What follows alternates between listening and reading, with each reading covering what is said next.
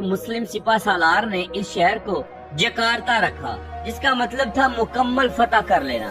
لیکن جب ڈچ دور آیا، یعنی ہالینڈ کی جب حکومت آئی، تو اس نے اس پر قبضہ کر کے اس کا نام بدل دیا اور اس کا نام بتاویہ رکھا۔ لیکن دوسری جنگ عظیم کے دوران جاپانیوں نے اس کا نام بدل کر دوبارہ سے جکارتا رکھا، جو آج تک قائم و دائم ہے۔